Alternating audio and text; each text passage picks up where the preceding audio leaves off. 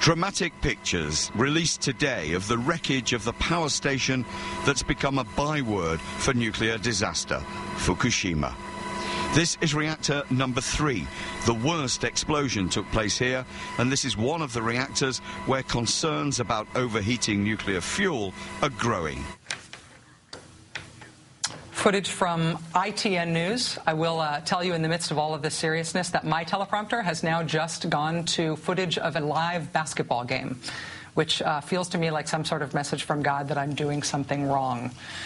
Joining us now is a physicist named Dr. James Acton, who joins us in order to help understand the course of events at Fukushima. Dr. Acton, thanks very much for joining us. Really appreciate your time. My pleasure, Rachel.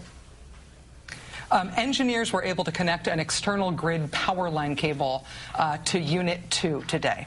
How important is that? How will connecting power to the Unit 2 reactor help the overall safety situation at Daiichi? Well, Rachel, you focused in your introduction on this issue of the spent fuel pools, and that's one thing we're worried about. But if you remember, this crisis started off and continued with the issue of these rods in the reactor core, the rods that we're worried about overheating and melting. And the hope is that when you connect power to Unit 2, the cooling systems are going to start up again, and you'll be able to get the core under control. But the key point was what you said at the end of your intro, which is that we don't know whether the systems within the reactor are working. In terms of Reactor 2, obviously when we look at the images of the entire Daiichi plant, Unit 2 seems to be in the best physical shape in terms of what we can see of the external containment structure. Is there reason to assume that that there's likely to be more to plug into at Reactor 2 than at any of the other sites? Is it likely that that's why they are focusing on getting power back to that site, because it can do the most good there? I'm not exactly sure why they made the decision to go for Unit 2 first.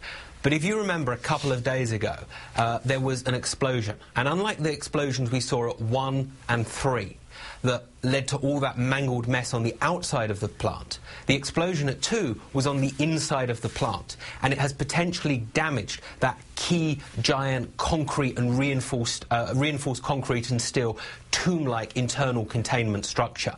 So my guess, and this is only just a guess, is that when they made the decision about where they were going to lay this line to, they decided that Reactor 2 was the one they were most worried about the core melting. And that's why they decided to go for that reactor rather than the others. But as I say, that's just my best guess.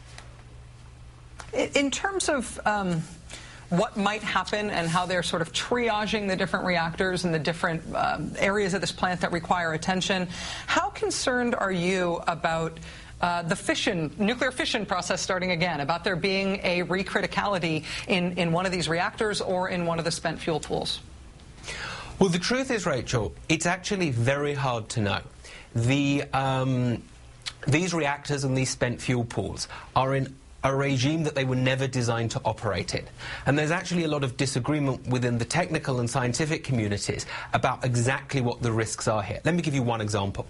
On this issue of whether the fuel rods in the spent fuel pools can start burning if the water level drops, you know, the National Academy of Science wrote a report in 2006 saying this was something they were worried about.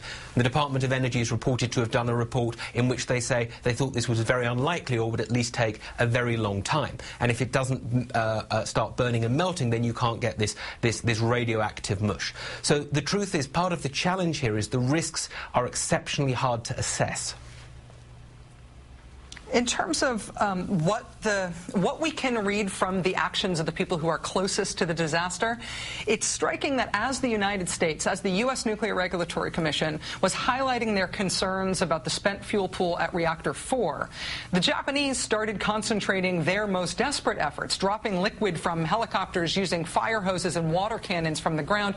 They started focusing their efforts on Reactor 3. What we know is different about Reactor 3 is that it uses a different kind of fuel. It uses a fuel that they call MOX, a mixed oxide fuel. Should we take their focus on Reactor 3 as a sign of concern that a reactor with that different type of fuel is actually potentially more dangerous than the other reactors if something bad happens? Probably not, I think, is the answer to that one.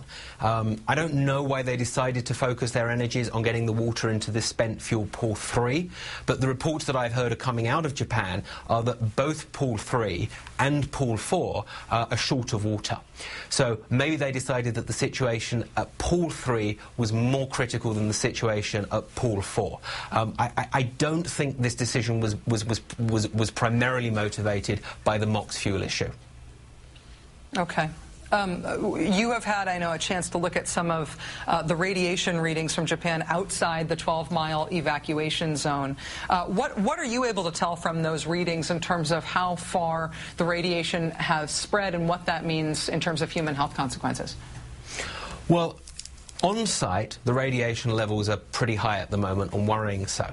Off-site, the radiation levels are above background, and substantially so.